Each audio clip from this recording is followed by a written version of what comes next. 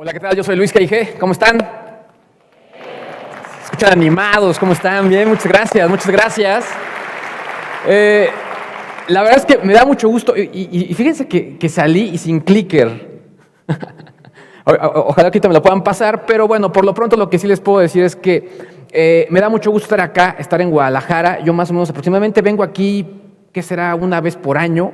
Y siempre es bueno venirse acá a echar una torta ahogada o algo por el estilo, entonces vale mucho la pena. Me da mucho gusto también estar aquí, invitado por la gente de Compaq, sobre todo para hablar de esto que me apasiona, que es el mundo de los gadgets. Muchísimas gracias, gracias, man.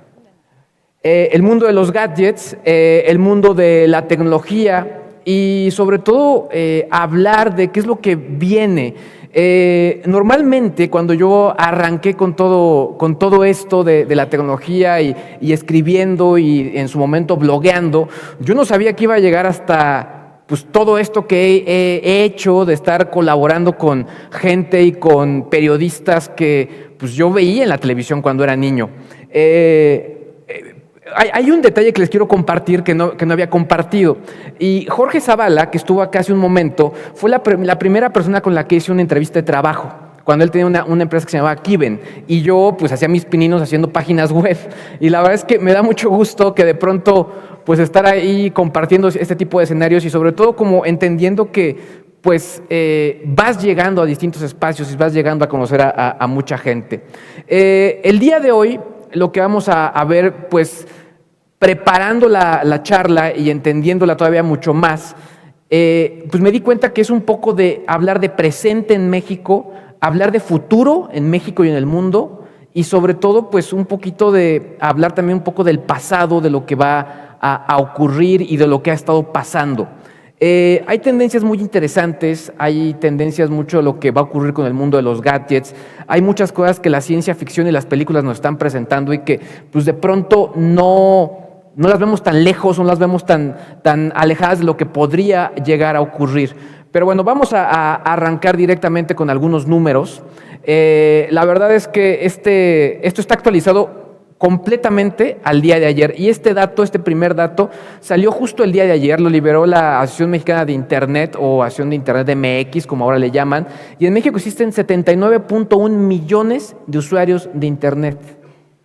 79, pongámoslo ya, 80 millones de usuarios de Internet, 80 millones de personas que ya se conectan a través de distintas plataformas. Esto la verdad es que es de aplaudirse. El año pasado, el dato a 2017 eran 70 millones. O sea, subimos ya cerca de 10 millones del año pasado a ahora. Obviamente estamos diciendo y no podemos decir que todos están pagando un servicio de Internet, todos tienen el poder adquisitivo para hacerlo, teniendo una o dos líneas telefónicas con conexión a datos. Lo que sí podemos decir es que empresas desde Google, Telmex, Facebook, etcétera, etcétera, etcétera, están poniendo a disposición de los usuarios espacios para que se puedan conectar. Justo fue hace un par de meses cuando Google en distintas partes del mundo puso en México un servicio que ellos llaman Google Station, donde básicamente vas a tener internet para que te puedas conectar en puntos públicos como pueden ser estaciones de metro, pueden ser aeropuertos, pueden ser algunas plazas. Y lo que me decían es internet que sí jala, o sea, es internet que sí te va a permitir bajar el capítulo 5 de Luis Miguel y echártelo en el metro. O sea, básicamente ese es el concepto, ¿no? O sea, que no sea como el internet de, pues voy a bajar y va a estar súper lento. No, tiene que aguantar y tiene que tenerle esa velocidad. Entonces, creo que esto es de aplaudirse y creo que a mí me da mucho gusto que el número haya crecido tanto de un año para otro. Demográficamente, pues la verdad es que también es increíble. Las mujeres siempre nos llevan un paso adelante y aquí se nota en la gráfica, pero en general la verdad es que siempre ha estado igual de balanceado en México y eso vale la pena también mencionarlo. Ahora, este dato es bien interesante y hay que tomarlo con cuidado porque aquí de pronto vemos que sí, que de 12 a 17 años está el mayor número de usuarios de Internet. Sin embargo, si ustedes analizan de 18 hasta los 54 años, pónganle los 44. Estamos hablando de un grupo de edad que, número uno, en el caso de los de 18 a 24, pensemos en 23, ya tienen poder adquisitivo, primero, segundo trabajo, algunos ya están aceptando tarjetas de crédito, etcétera, etcétera, etcétera. Es decir, es un grupo que ya puede tomar decisiones, puede generar obviamente compras y sobre todo también generar recomendaciones, que eso también es muy, muy importante. Otro punto también que es interesante, de pronto me dicen, no, es que los millennials que están haciendo esto y es, sí, pero los millennials también van a crecer y también se van a enfrentar a muchas cosas que otras generaciones también se están enfrentando. Entonces, este grupo de 12 a 17 va a pasar a la siguiente etapa y entonces vamos a tener grupos de, obviamente, gente que va a poder tomar decisiones y va a poder generar recomendaciones. Ahora, este dato es súper interesante. Estamos hablando de cuánto tiempo pasamos conectados a Internet. Entonces, y sobre todo, ¿en qué lo estamos consumiendo? O sea, se habla que de Internet, si tomamos las 24 horas del día, estamos usando más o menos 8 horas en promedio. Televisión sin Internet, o sea, que prendemos para ver el noticiario, el partido de fútbol, etcétera, etcétera, etcétera, son 3 horas. Radio sin Internet, radio normal en el coche, 2 horas. 2 horas 50 minutos, y bueno, eso es así como se va acomodando el consumo de medios o de espacios donde podemos estar informados y sobre todo consumiendo contenidos. Ahora, también se habla, todos estos datos son sacados de los distintos estudios de consumo que realiza la Asociación de Internet MX.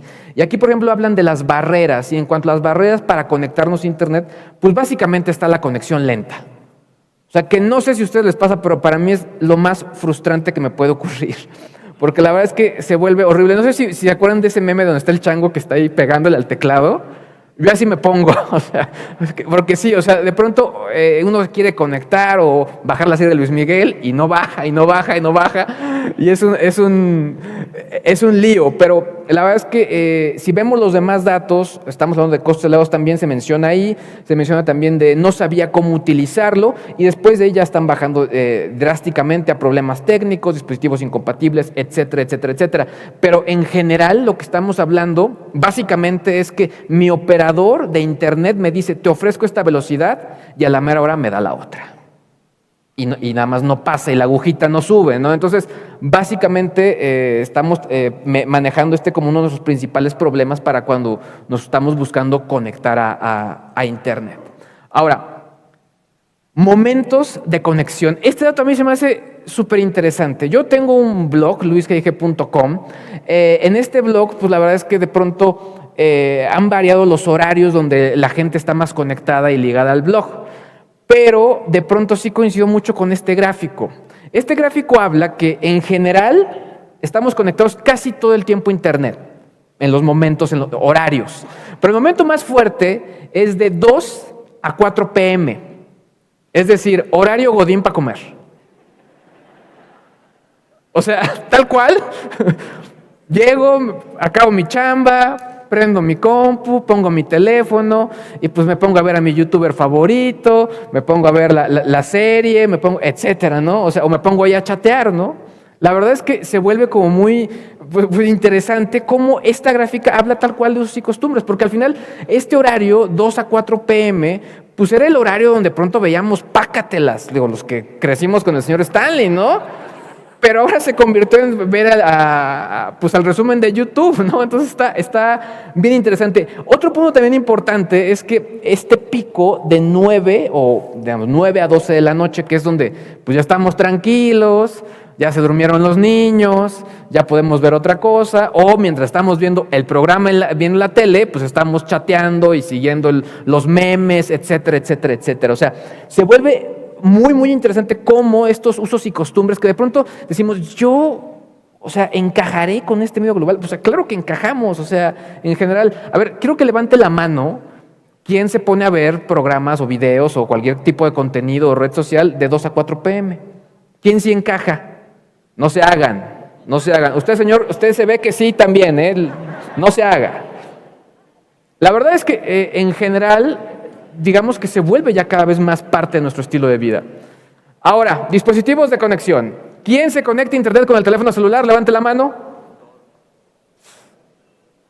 ¿Quién con la laptop? ¿Quién con tablet?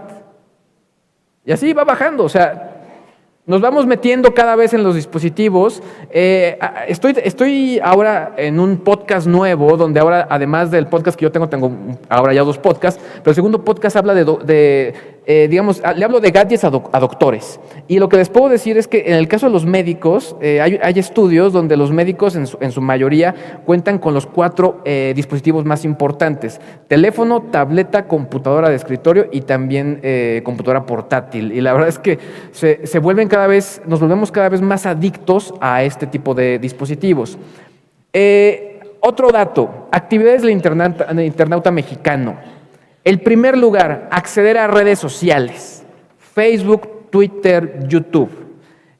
Número 2, este dato a mí se me hace también bien interesante, porque mucha gente hablaba de la muerte del correo electrónico y que sí iba a funcionar y no. Y el correo electrónico sigue siendo súper importante. Las campañas de email marketing siguen siendo súper importantes. Y creo que realmente en su momento lo subestimamos, así como de pronto nos han subestimado algunos de nosotros generacionalmente, y después dicen, no, oye, ¿sabes qué? Regrésate otra vez a chambear porque me haces falta. Así con el correo electrónico. O sea, el correo electrónico se vuelve de nuevo o sigue siendo una de las herramientas de comunicación digital muy, muy importantes. Y finalmente, en tercer lugar, mensajería instantánea y llamadas, obviamente por internet. La parte que quiero que ustedes vean es que si antes decías, oye, yo me conecto a internet para buscar información en Google, yo la primera vez que me conecté a internet fue para buscar The Beatles. No busqué pornografía, busqué The Beatles. Y la verdad, o sea, ya que esa actividad haya pasado a 4º término, es súper interesante. O sea, quiere decir que estamos utilizando ya el internet como un recurso para consumir otro tipo de elementos. Justo ayer tuve una charla con gente de Grupo Carso, con gente de América Móvil, donde me estaban hablando que su red 4.5 y no sé qué tanto. Ahorita vamos a hablar un poquito más de eso. Y yo le decía, oye, pues está bueno, sobre todo porque también parte de los beneficios de la red 4.5 es que contamos con algo que se va a llamar VoLTE, que es voz sobre LT. Básicamente es hacer llamadas telefónicas claritas, o sea, que se escuche bien, que no se escuche ahí como con niebla, sino muy, muy clarito. Digo, oye, eso está súper cool, pero la neta ya, ¿quién habla por teléfono? O sea, hasta mi mamá, en serio, les juro, mi mamá, la otra vez me escribe, me dice, es que no puedo mandar más mensajes de WhatsApp de voz que no sean de 14 segundos para arriba. Entonces ya tuve que explicar que había un candadito para que pudiera mandar su mensaje de 2 minutos, ¿no? Pero entonces, o sea, digamos que yo pongo de ejemplo en muchas ocasiones a mi madre porque pues es alguien que obviamente es migrante completamente con el tema tecnológico, pero que al final se sigue acoplando a las distintas cosas que están ocurriendo. Y creo que este tipo de actividades, o esta gráfica de las actividades que hacemos, habla mucho de cómo se van modificando estos usos y costumbres. Ahora, este dato a mí también me voló la cabeza. Estamos hablando que la red más importante, es decir, que el 95% de los internautas en México tiene Facebook. Y en este caso están tomando como segunda red social más importante WhatsApp. Por eso es que si se cae WhatsApp, pues sí, o sea, es de no manches, o sea, se cayó WhatsApp, ¿no? O sea, oye, que se cayó Telegram. ¿A quién le importa Telegram? O sea, se cayó WhatsApp. O sea, la neta. Ahora, 72% o en tercer lugar ponen a YouTube. Twitter cada vez va bajando mucho más y en su momento esta gráfica aún no está actualizada con los datos más recientes, tendrá seguramente alguna modificación, pero sí podemos ver ahí de manera importante cómo Instagram se va colando. En pocas palabras, en México, las 3 redes propiedad del señor Mark Zuckerberg van a ocupar un lugar muy importante en nuestro teléfono celular. Y bueno, la verdad es que no falta decirlo, pero el video digital es sumamente importante. Ayer veía también a un youtuber que sigo que se llama David Cantoné, que él habla de marketing digital y varias cosas. Y lo que David decía es que al final, de pronto, el tráfico, algunos canales de YouTube están perdiendo tráfico y suscriptores porque tienen más competencia, porque tienen enfrente a otras plataformas que también nos permiten consumir video. El mismo Facebook, plataformas también como Netflix, plataformas como Claro Video, Blim, etcétera, etcétera, etcétera, pues al final le van quitando o nos van permitiendo obtener otro tipo de recursos para poder consumir contenido. La verdad es que el tráfico en Internet por la parte de video sigue siendo y seguirá siendo muy importante. Algunos me preguntaban cuando hemos llegado a hacer algún tipo de campaña para empresas, me dicen, ¿en qué me tengo que meter? Y es de cajón si piensa o dale una oportunidad al video. ¿Por qué? Porque al final, pues digamos, desgraciadamente en México no leemos como deberíamos y en video sí estamos consumiendo mucho video. Ahora, esto podemos decir que fue el pasado, es lo que ya sabemos que ocurrió y que se está gestando. Esto que vamos a ver ahora tiene que ver con futuro, con lo que puede presentarse y con lo que las asociaciones de electrónica de consumo en el mundo están viendo que se está suscitando. Digamos que en la conferencia más reciente del Consumer Electronics Show en Las Vegas, Nevada, en enero pasado, ellos hablan de distintos elementos tecnológicos que hay que tomar en cuenta. En primer lugar están como lo que ellos llaman los ingredientes. Y esto básicamente es la base de las cosas que se están ocurriendo y de la que de pronto ya varios colegas que estuvieron en este escenario también ya les han hablado. Está la parte de 5G, la parte de inteligencia artificial. Hablan también de interfaces que ya están en el mercado, cosas como las interfaces sensoriales o pues, básicamente estamos hablando de sistemas biométricos. Y por otro lado, pues bueno, lo de realidad aumentada y realidad virtual que empezaron a meterse o nos empezaron a meter mucho en la cabeza de por dónde va esto. Y finalmente hablan también de tecnologías emergentes, es decir, cuando la tecnología se va metiendo como la humedad y se mete ya en distintas áreas, ¿no? En el deporte, en el transporte, en las ciudades, etcétera, etcétera, etcétera. Vamos a hablar de algunos de estos puntos más detenidamente. Hablemos de conectividad 5G. Al final, en México lo que tenemos en este momento es lo que acaba de lanzar Telcel, que es 4.5G, que básicamente es internet más rápido.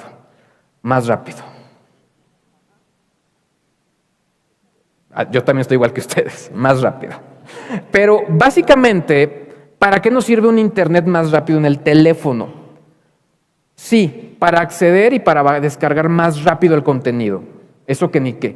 Pero también para que todos los datos que estamos compartiendo en internet a través de nuestro teléfono, por ejemplo, la ubicación, por ejemplo, nuestras búsquedas, por ejemplo, puede ser quizá algún tipo de uso de aplicaciones que tienen que ver con mediciones de sueño, velocidad, pasos, etcétera, etcétera, etcétera, se procesen en tiempo real e inmediatamente nos den una respuesta. Básicamente, eso es la parte y lo que están buscando con este tipo de velocidades. No es únicamente que descargues tu serie favorita, la de Luis Miguel o la que quieras, pero es que esos datos se procesen de una manera más rápida, sin pausas y que nos den una respuesta automática de lo que queremos obtener.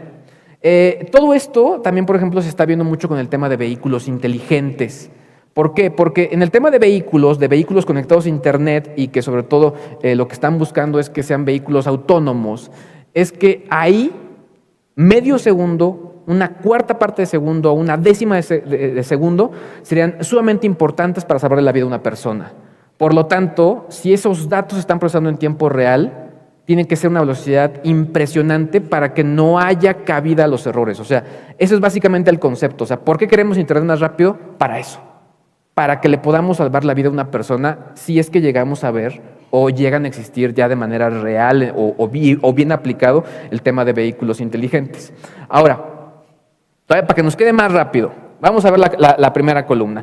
¿Cuánto tiempo nos tomaría descargar una película como la de Avengers Infinity War? Por ejemplo, en 3G, 26 horas, tiempo suficiente para que yo tome un vuelo de la ciudad de Nueva York a Sydney, incluyendo los check-ins, o sea, y los transbordos. Entonces yo tomaría mi vuelo de Nueva York, llegaría a Sydney y hablaría por teléfono, ¿se acabó? ¿Se descargó? Y me dirán, le falta un poquito, o sabes que tuvo un error. En 4G, estamos hablando de velocidades de 100 megabits por segundo, tomaría 6 minutos. Pues, funcionaría para ver que si mi primo se casó en Facebook, que si estuvo bien, estar troleando a alguien, funcionaría. Con 5G serían 3.6 segundos. O sea, ya es para preguntar, ¿se descargó o no? O sea, es así de rápido. Esa es la velocidad que tendríamos. Y estamos hablando de un Infinity Wars, no de sacado de un puesto pirata, es Infinity Wars ya calidad Blu-ray 4K, ese sería el concepto. ¿Qué tan lejos estamos del 5G? Los gringos dicen que para el 2020 van a llegar ya las pruebas, no las pruebas, sino ya al mercado, pasando por pruebas de mercado, los planes 5G ya reales, funcionando sin ningún problema. Ayer que platiqué con la gente de América Móvil, les dije, esto dicen los gringos, ¿qué dicen ustedes? Ustedes están aquí presentando 4.5. Ellos dicen que también, que en 2020 en México estaríamos contando con velocidades 5G. La verdad, y ahí sí, no puedo mentir, yo estuve haciendo una búsqueda con respecto a lo que la gente ya está hablando de la 4.5. Y lo que sí les puedo decir es que los comentarios en general son buenos. O sea, digo, si antes te prometían 5 megabits y que ahora tengas 20, cuando podrías tener 100, pues la verdad es que está bastante bueno, ¿no? Y bastante rápido. Ahora, otro de los temas que se está manejando mucho es todo el tema de inteligencia artificial, todo el tema de que las computadoras, que los dispositivos, pues puedan tener un procesamiento que se relacione con lo que tú haces para que te dé una respuesta óptima a lo que tú haces. Básicamente lo que se está buscando es que aprendan de nosotros. Hay que ponerlo bien claro, o sea, siempre que nos hablan de inteligencia artificial, invariablemente pensamos en Terminator. Y decimos, no quiero que llegue eso. Sí, no, a todos nos daría miedo. O sea, y sí, o sea, podría, o sea, en un futuro muy apocalíptico algo así podría pasar. Sí, o sea, quizá. Pero lo que estamos viendo es que más bien aprende lo que hacemos. Es decir, a ver, don Juan se levanta a las 8:30 de la mañana. Y siempre que, digamos que se levanta don Juan, lo primero que hace es checar su Facebook. Entonces, en lugar de que don Juan, digamos que ponga su despertador y digamos que su dispositivo a las 8:30 de la mañana le abra la primera página de Facebook y que él lo tenga que hacer, el dispositivo lo va a hacer solito, o sea, va a aprender de nosotros. Huawei lanzó, fue el Mate 10 y el P20 Pro y P20 normal, el P20 Lite, que tienen inteligencia artificial. Básicamente el concepto era ese, que mi teléfono aprende de mí, es decir, yo nada más me la paso viendo Facebook, yo nada más me la paso viendo Instagram, pues obviamente el teléfono le va a dar el mayor procesamiento y rendimiento a esas aplicaciones y va a descargar el correo electrónico y todo lo que sí me sirve para la chamba, todo eso lo va a descargar y le va a dar importancia a lo demás. Entonces, eso es básicamente el concepto, que el dispositivo aprenda de nosotros y vaya generando ciertos elementos. Ahora bien, la parte que donde todo el mundo estamos ahí como medio... Y le tengo que dar todos mis datos al dispositivo, a la red social. Esa es la parte que sí está bastante crucial, porque se han generado una serie de polémicas donde al final es donde la privacidad del individuo ya no está como tan afín. Básicamente, resumiendo esto, el software aprende de los datos que nosotros mismos le vamos dando y se va haciendo un procesamiento de dispositivos desde algoritmos, es decir, de distintas órdenes que le damos a los dispositivos hasta que le va generando una respuesta o una acción con el hardware, que es el teléfono, la computadora, etc. Ahora, ¿para qué la vamos a usar? Y la verdad es que me gustó mucho cómo la definieron estas personas que son la gente de la CTIA, que es la gente que organiza este congreso en Las Vegas, que es, ¿para qué queremos la inteligencia artificial? Para hacer lo que a nosotros no nos importa hacer, o sea, que la haga la máquina. Para hacer lo que no podemos hacer y para hacer lo que necesitamos, digamos, hacer, pero con toda la ayuda posible. O sea, básicamente procesamientos complicados, básicamente acciones que nos darían mucha flojera de otra manera. Eso es lo que están vislumbrando. Se está viendo mucho el tema de altavoces inteligentes, que eso es muy similar a lo que les he estado explicando y tiene que ver con el tema de, en este caso, el dispositivo conoce de nosotros, conoce nuestra agenda, conoce nuestros contactos, conoce dónde estamos y nos va dando una respuesta. Entonces yo le puedo decir a mi bocina inteligente, oye Google, ¿cuánto me tardo para llegar aquí al trabajo? La bocina sabe que está en mi casa y que en este momento hay tráfico y pues básicamente me da la ruta correcta que yo puedo tomar. Se habla y ya de sistemas, Mercedes-Benz lo está desarrollando, donde la misma bocina le va a mandar la ruta que yo seleccione desde mi casa al coche para que yo inmediatamente que me suba no tenga que poner el Waze, sino que ya la ruta ya está dentro del vehículo. Estos datos hablan de la adquisición en millones de las bocinas inteligentes y se vuelve interesante porque si bien esperan que para 2019 sea el punto máximo de adquisición, ya se habla de un punto de estabilidad para 2020 y 2021. Mucho ojo con esta parte porque uno puede decir, bueno, ya no van a funcionar. El tema es que en ese momento ya el televisor va a tener, digamos que este asistente inteligente, el teléfono va a tener el asistente inteligente y pues ya las bocinas van a empezar a pasar a otro tipo de recurso porque ya nuestros gadgets ya van a contar con los asistentes inteligentes. Ahora, el problema viene para México.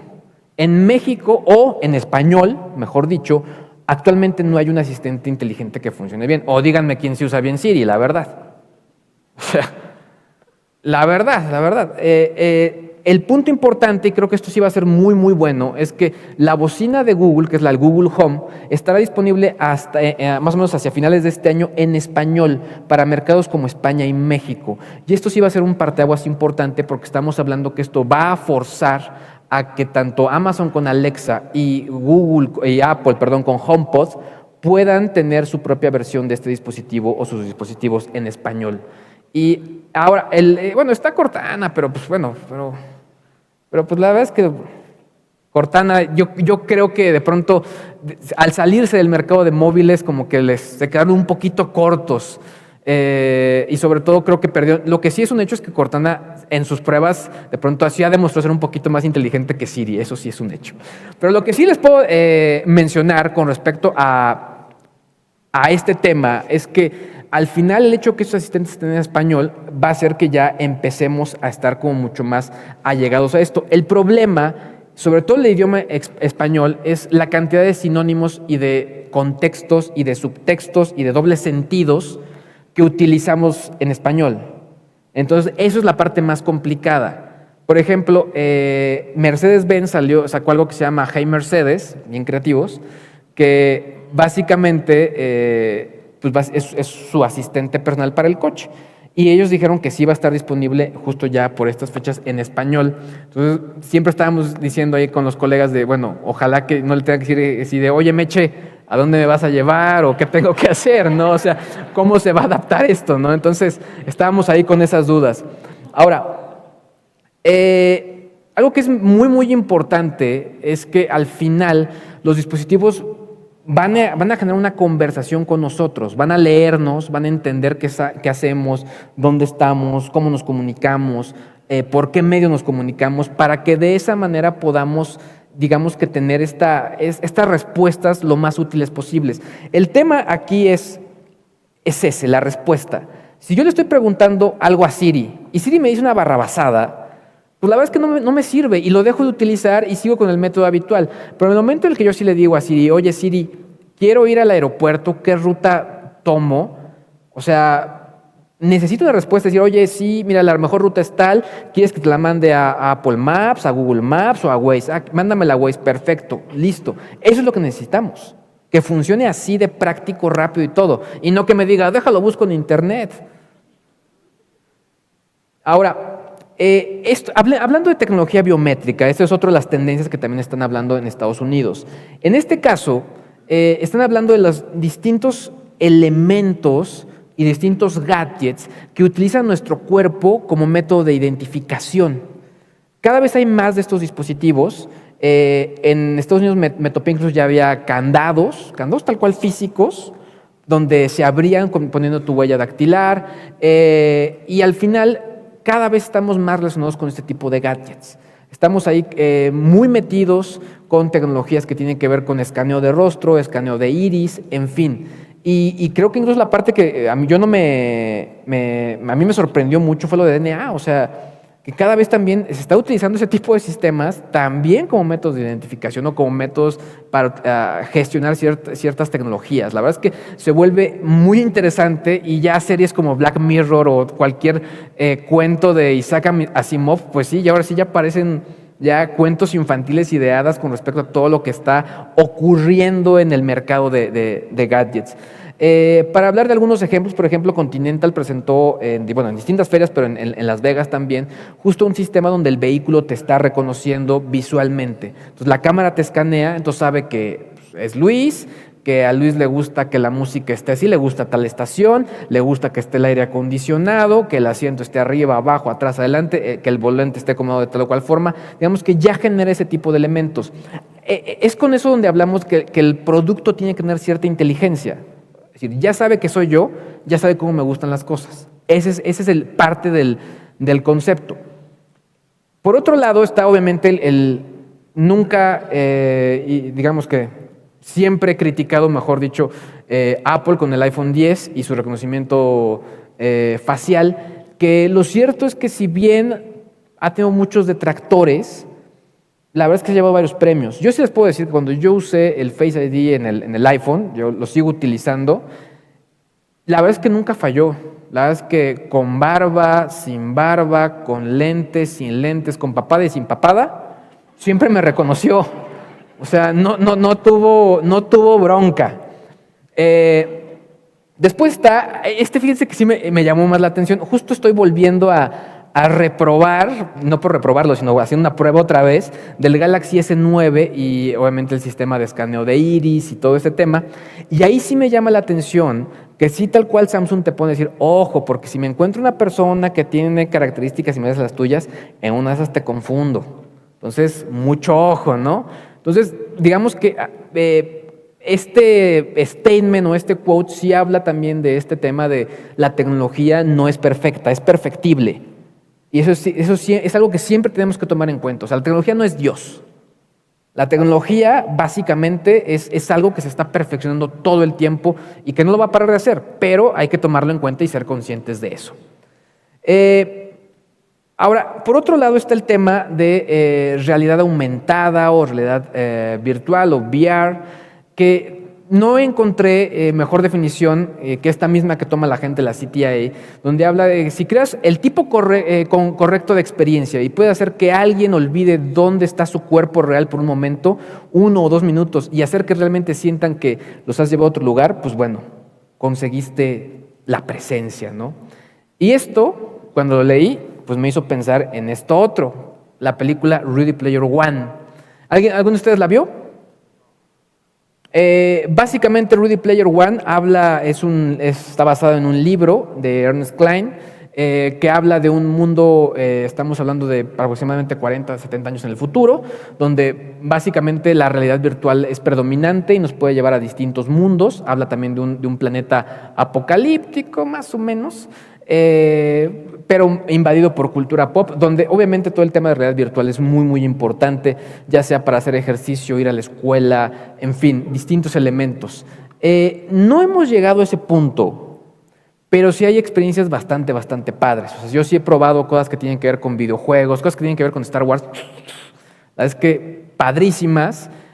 Yo no sé si yo tomaría una clase con realidad virtual, pero lo que sí es un hecho es que, por ejemplo, algunas empresas, incluso me topé con un proyecto mexicano, donde a través de sistemas de VR los llevaban a las empresas pues, para que los empleados se relajaran. Entonces, ya te ponen en la playa y te ponen de pronto también rollos de aromaterapia, entonces pues ya te sentías ahí que pues, casi que nada más te faltaba el coco, ¿no? Y ya. Pero digamos que ese tipo de elementos se suscitan y se van generando y creo que también es importante tomar en cuenta que sobre todo por ejemplo, también para capacitación se vuelven importantes. La gente de Ford en algún momento lo ha mostrado, sobre todo para sistemas de cómo funcionan los motores y cómo capacitar empleados en otras partes del mundo cuando no tienen acceso a la tecnología que están innovando, o también por la parte médica, donde están trabajando en aulas virtuales, quirófanos virtuales, donde están viendo cómo utilizar cierto recurso y obviamente cuando hay esa velocidad, temas médicos pueden funcionar a la perfección. Aquí ya me quedé sin señal, pero bueno, lo que sí les puedo mencionar es que existen distintos de estos productos de distintos precios. Hablamos que este quizá es de los profesionales el más accesible o uno de los más accesibles, el de Google. Hay empresas que incluso en Radio Shack pueden encontrar unos que son de cartón y puedes ponerlo con tu teléfono para tener este tipo de experiencias, pero lo cierto es que es un mercado que se está desarrollando cada vez más y que de pronto digamos que no lo vamos a sentir y va a estar ya en el buró. Eso es algo como que se va a volver muy, muy interesante. Finalmente, pues quiero llegar a esto que podemos denominar, esto que vimos, pues básicamente es el futuro.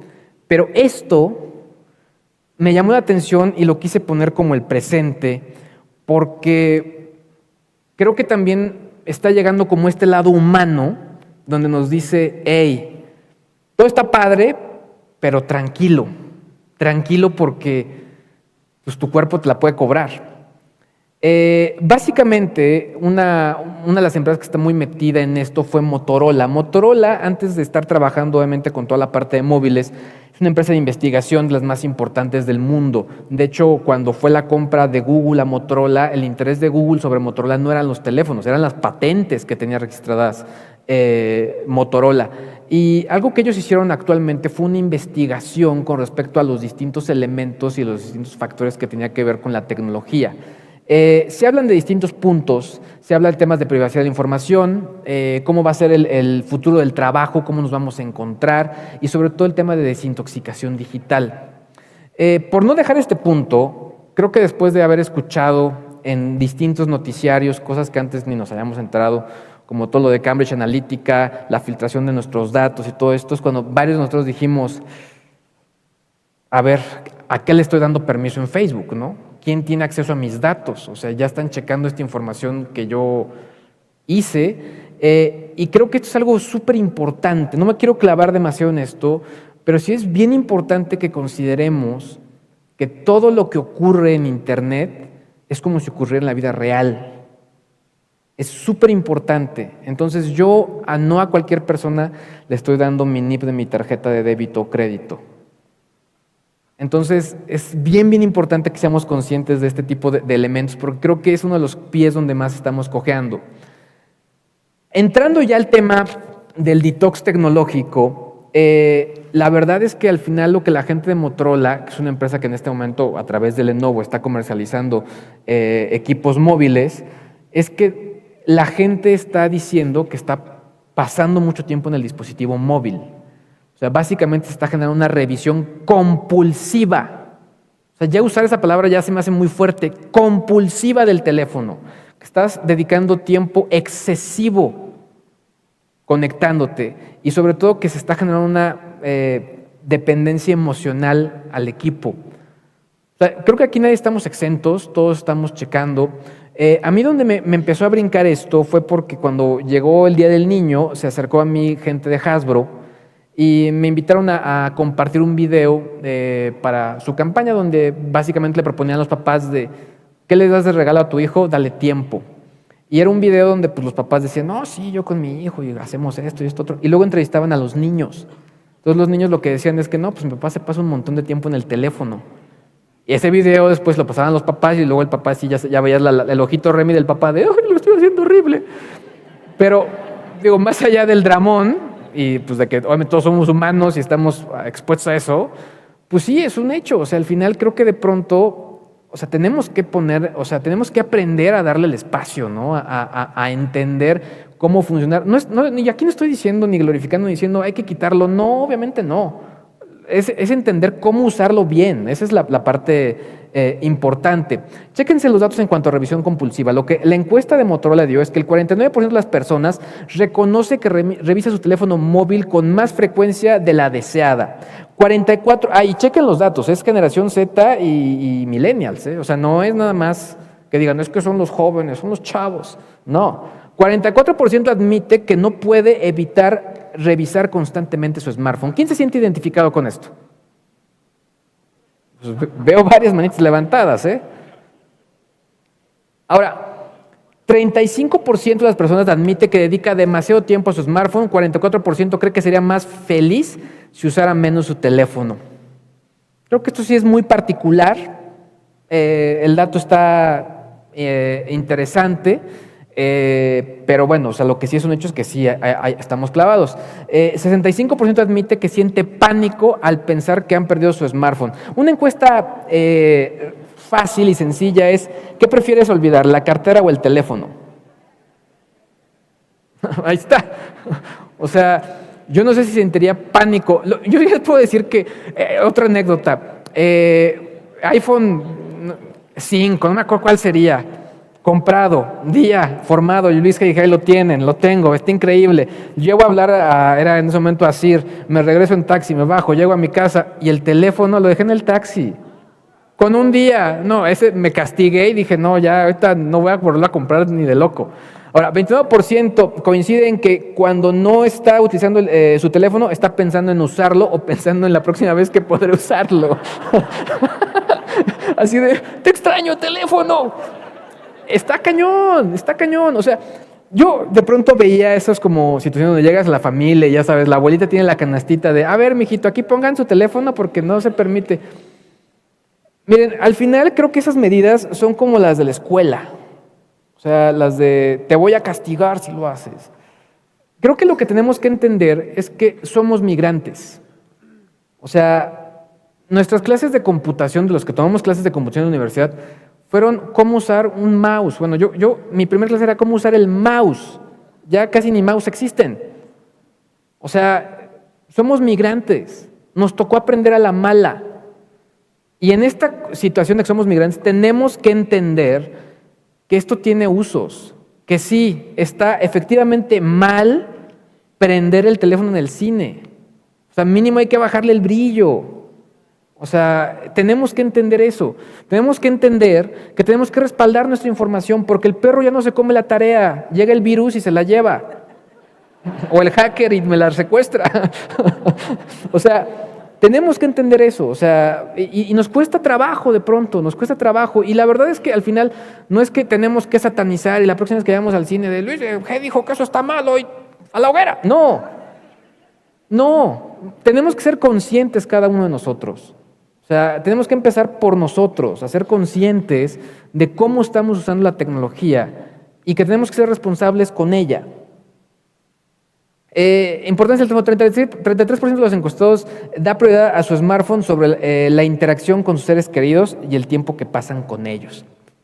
Pues sí, es un número todavía bajo y ojalá que siga bajando en las encuestas que haga la gente de Motorola. O sea, no está padre y creo que sí, o sea, sí es importante de pronto. A nosotros nos llegó a pasar, o sea, de pronto estábamos en la oficina y en lugar de compartir un gag, un chiste ahí, pues lo mandamos en el grupo de la oficina. Y es de, güey, estamos al lado acá. ¿Por qué no me lo contaste acá? O sea, pues sí, o sea, como que se nos hace más fácil. No sé por qué, porque así somos, porque le damos más facilidad o más prioridad al equipo. Pero creo que de pronto, pues sí, o sea, ayuda mucho más, sobre todo si estamos hablando de familias. Yo veo, por ejemplo, ahora a mis hijos, tengo hijos de 2 y 4 años, y ellos sí creo que ellos sí no son migrantes, ellos sí ya nacieron con eso. No, a mí siempre me chocó este tema de, los niños nacieron con otro chip. No, tienen impulsos diferentes a los que yo tuve, a los que tuvo mis papás, etcétera. Pero lo que sí es un hecho es que ellos sí tienen como mucho más esta cultura. O sea, yo estoy tratando muy, muy fuerte con ellos de, a ver, 1 hora de consola, 30 minutos de YouTube, etcétera. Que entiendan que hay horarios, como cuando a mí me dijeron, puedes hacer tu tarea hasta que, puedes ver la televisión hasta que hagas la tarea. Entonces, tenemos que aprender y usar ese tipo de reglas, usar el hábito, así como podamos el jardín, etcétera, o barriamos la banqueta, tenemos que respaldar la información. O sea, tenemos que hacernos de esos hábitos, tenemos que cambiar el password a nuestra contraseña, a nuestro router. O sea, no es el tema de, ay, me hackearon, no, te hackearon porque tenías un password débil, porque tu password era password o contraseña. O sea, básicamente ese es el problema. Separación de su vida personal, 60% afirma que es importante tener una vida propia al margen de sus teléfonos. Pues sí, creo que nadie va a decir lo contrario. ¿Es posible predecir el futuro? Con lo que hemos visto acá, con lo que hemos visto en las demás charlas, sí. Podemos tener tendencias y podemos saber, esto pasó. Podemos escarmentar en cabeza ajena y decir, hay que tomar este tipo de decisiones, hay que hacerle caso a los datos. Pero creo que es muy, muy importante entender estas tres acciones. Nosotros somos migrantes digitales, nuestra generación. Los pequeñitos, los de 2 años, 3 años, 4 años, ellos ya están con esto. Pero si nosotros no comenzamos con un aprendizaje continuo, punto número 2, ellos van a estar igual que nosotros, con los mismos problemas, los mismos detalles, las mismas confusiones. Es sumamente importante, y ya no lo podemos dejar de hacer, aprender todos los días de lo que está ocurriendo, de lo que está pasando, de cómo controlar los datos que comparto. Y finalmente, como se los dije hace un momento, tenemos que entender que en Internet la dinámica es como si estuviéramos en la vida real. ¿Ustedes dejarían que entrara un dealer a su casa y le ofreciera drogas a sus hijos? Obviamente no. Y la verdad es que tenemos que entender que darle la tableta, darle la computadora al niño así como así, sin estar en contacto con ellos y hablando, es lo mismo. Tenemos que estar entendiendo que el dispositivo, que los datos, que el acceso a la información es como si estuviéramos en la vida real. O sea, lo digital como lo real. La verdad es que para mí es un gusto haber estado con ustedes. Yo soy Luis G.I.G. No sé si hay espacio para preguntas y respuestas. Me daría muchísimo gusto poder dar mi opinión si alguien tiene algún comentario. Muchísimas gracias.